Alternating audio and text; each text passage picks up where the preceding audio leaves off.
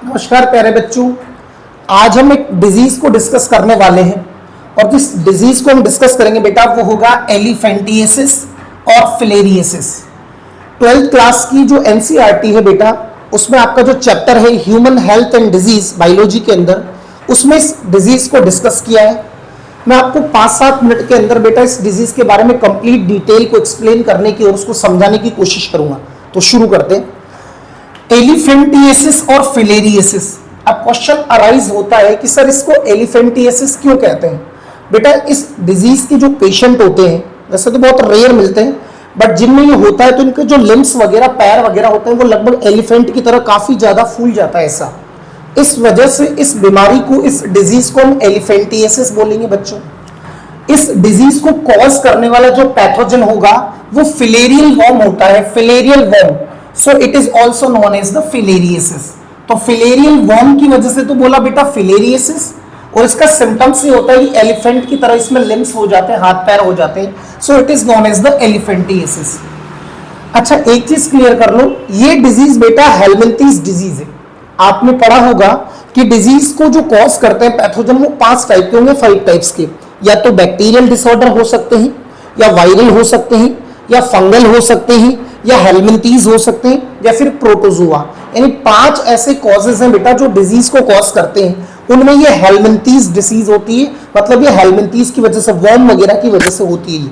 चलो नेक्स्ट समझते हैं। अगर बेटा अपन इसके पैथोजन की बात करें, एलिफेंटिएसिस या फिलेरिएसिस, तो इसका पैथोजन होगा वूचेरेरिया। वूचेरेरिया, मैं फिर से बोल रहा हूं वूचेरेरिया। और जनरली बेटा इसको फिलेरियल वर्म कहते हैं। आपने एस्के हेलमिंथीज फाइलम का नाम तो सुना होगा 11th क्लास के अंदर। एस्के हेलमिंथीज या नीमेटोडा फाइलम से बिलोंग करता है ये वूचेरेरिया। एस्के हेलमिंथीज या नीमेटोडा। और आपको पता है एस्के हेलमिंथीज के जो मेंबर्स होते हैं उनको राउंड वर्म कहते हैं। आपने पढ़ा भी होगा, फीमेल थोड़ी लॉन्ग होती है, मेल थोड़ा स्मॉल होगा, राउंड इनकी बॉडी होती है और वर्म की तरह ये दिखते हैं बच्चों। तो फिलेरियल वर्म किसको बोला जाएगा? वूचेरेरिया को। So it is also known as the filariasis. अब ध्यान से समझना बच्चों, इसकी मोस्ट इंपोर्टेंट है वूचेरेरिया की 2 स्पीशीज को एनसीईआरटी में मेंशन किया गया है। नंबर 1 वूचेरेरिया बेनक्रोफ्टाई और नंबर 2 वूचेरेरिया मलाई। वूचेरेरिया बेनक्रोफ्टाई और वूचेरेरिया मलाई 80%, अप्रोक्सीमेटली 80 to 90% जो डिजीज कॉमन देखने को मिलती है ये वाली, उसका कॉज बेटा वूचेरेरिया बेनक्रोफ्टाई होता है। ध्यान रखिएगा। नेक्स्ट, अब अगर अपन इसके होस्ट की बात करें, ये जो वूचेरेरिया है किन के अंदर अपने लाइफ साइकिल को कंप्लीट करता है, तो बेटा इसके 2 होस्ट होंगे, 2 होस्ट होते हैं। दैट मींस ये डाइजेनेटिक होता है।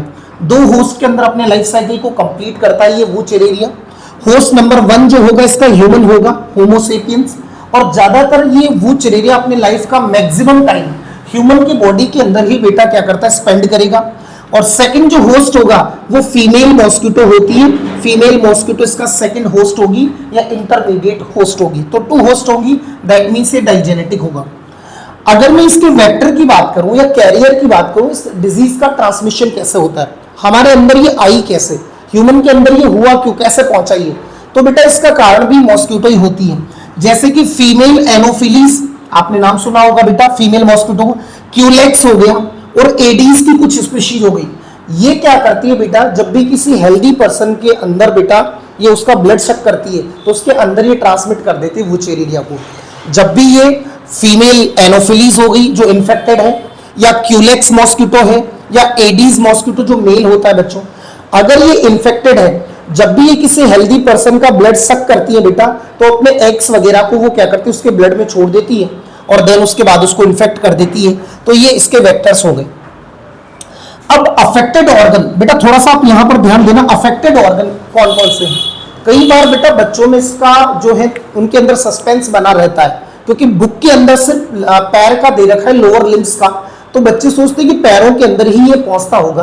तो बच्चों ध्यान से सुन लेना, मैंने बोर्ड पर मेंशन किया है कि मोस्टली बेटा लोअर लिम्स इससे इन्फेक्टेड होते हैं, बट इसके अलावा स्क्रोटम जो मेल के अंदर होंगे वो, फीमेल के अंदर ब्रेस्ट। ध्यान से सुन लेना, जहां जहां पर बॉडी के अंदर लिम्फेटिक वेसल्स होती है वहां पर इन लिम्फ के थ्रू बेटा ये लिम्फेटिक वेसल्स के अंदर पहुंचेंगे, यानी लिम्फ में ये मौजूद रहेंगे और लिम्फेटिक वेसल्स जहां जहां पर होती है वो इन सब की इन्फेक्टेड ऑर्गन माने जाएंगे। फिर से सुन लेना, मोस्टली लोअर लिम्स, जो पीछे वाले जो हमारे पैर होंगे बेटा, वो अब ये फोर लिम्स होते हैं, हाइंड लिम्स, तो लोअर लिम्स, स्क्रोटम, मेल के कभी कभी स्क्रोटम भी इससे क्या होते हैं, इन्फेक्टेड हो जाते हैं। इसके अलावा ब्रेस्ट वाला पार्ट फीमेल के अंदर इससे इन्फेक्टेड हो सकता है। यानी मोस्टली जहां जहां पर बॉडी के अंदर लिम्फेटिक वेसल्स होती हैं वो इसके अफेक्टेड ऑर्गन माने जाते हैं। बच्चों ध्यान से समझिएगा। नेक्स्ट, और इवन मैंने यहां पे ब्लू पेन से लिख रखा है, आप ध्यान रखना, लिव मेनी ईयर्स, अगर ये ह्यूमन के अंदर चला गया तो बेटा कई सालों तक ये ह्यूमन की बॉडी के अंदर जिंदा रहता है, उन्हीं लिम्फेटिक वेसल्स के अंदर ये क्रॉनिक इन्फ्लेमेशन पैदा करता रहेगा। सॉरी एक सेकंड बच्चों, क्रॉनिक इन्फ्लेमेशन पैदा करेगा और लंबे समय तक बेटा ह्यूमन की बॉडी के अंदर ही रहता है ये। नेक्स्ट, इसके बाद समझते हैं बेटा स्लोली डेवलपिंग क्रॉनिक इन्फ्लेमेशन, जैसा कि मैंने अभी जस्ट बोला, लंबे समय तक ये क्रॉनिक इन्फ्लेमेशन पैदा करेगा। इसके क्या क्या सिम्टम्स है बेटा? सिम्टम्स ये होता है बच्चों कि जनरली ये फिलेरियल वोम जिन लिम्फेटिक वेसल्स में रहता है तो वहीं पर ये डेड हो जाएगा, मर जाएगा, और मरने के बाद ये क्या करता है, लिम्फेटिक वेसल्स को ब्लॉक कर देता है और उस पार्ट में लिम्फ भर जाती है और वो पार्ट स्वेलिंग कर जाता है, फूल जाता है। तो इस वजह से जो हाथी जैसा पैर में बता रहा था, एलिफेंट लाइक, तो वो उसका कारण वही है बेटा कि जो लिम्फेटिक वेसल्स होंगी उनमें ये मर जाएगा, डेड हो जाएगा, और देन मरने के बाद में वहां पर लिम्फ भरती जाएगी, फिल्डअप हो जाएगी और वो पूरा पार्ट फूल जाएगा, स्वेलिंग आ जाएगी, उसमें सूज जाएगा, और उस कंडीशन को हम कह देते हैं बेटा एलिफेंटियासिस। जनरली मैं कह रहा हूं कि इसमें लिम्फेटिक वेसल्स इन्फेक्टेड होती है। मान लो कभी इन फ्यूचरिस्टिक ऐसा हो जाए कि ऑप्शन में एलिफेंटियासिस ना दे, फिलेरियासिस ना दे, और क्वेश्चन इसी से पूछ रहा है, अगर वो लिम्फेडेंटिस या लिम्फेडेंटाइटिस अगर टर्म दे दे तब भी समझ जाना बेटा वो वुचेरेरिया के लिए बोल रहा है। इस बात को ढंग से एनसीईआरटी में मेंशन नहीं किया गया, तब भी वो वुचेरेरिया के लिए बोल रहा है, बिकॉज क्योंकि लिम्फेटिक वेसल्स इसी में मोस्टली इन्फेक्टेड होती है। लिम्फेटिक वेसल्स, इस वजह से लिम्फेडेंटिस या लिम्फेडेंटाइटिस भी इसके लिए टर्म यूज की जाती है। नेक्स्ट, अगर मैं सिम्टम्स की बात करूं तो मैंने कहा कि लिम्स तो इससे इन्फेक्टेड होंगे ही होंगे, बट कभी कभी क्या होता है, जेनेटियल ऑर्गन यानी मेल के अंदर टेस्टिस वगैरह भी इससे इन्फेक्टेड हो जाते हैं, काफी ज्यादा स्वेल हो जाएंगे, फूल जाते हैं, और इससे काफी ज्यादा बेटा ग्रॉस डिफॉर्मिटीज जो है जनरेट हो जाएंगी, यानी वो दिखने में काफी क्रूप लगेगा, विकृत लगेगा बेटा। तो ये छोटा सा हमने डिस्कशन किया एलिफेंटियासिस का। मैं 1 मिनट में इसको रिकॉल करता हूं बच्चों। एलिफेंटियासिस या फिलेरियासिस, ध्यान रखना बच्चों, ये हेलमिंथीज से होने वाला डिजीज है, और इसका जो पैथोजन होगा वो वुचेरेरिया, जिसको हम फिलेरियल वोम बोलते हैं, इसकी 2 स्पीशीज होगी, वुचेरेरिया बेनक्रोफ्टाई, वुचेरेरिया मलाई। अगर मैं होस्ट की बात करूं तो अपना लाइफ साइकिल 2 होस्ट में कंप्लीट करेगा। पहला होस्ट ह्यूमन होगा और सेकंड होगी फीमेल मॉस्किटो।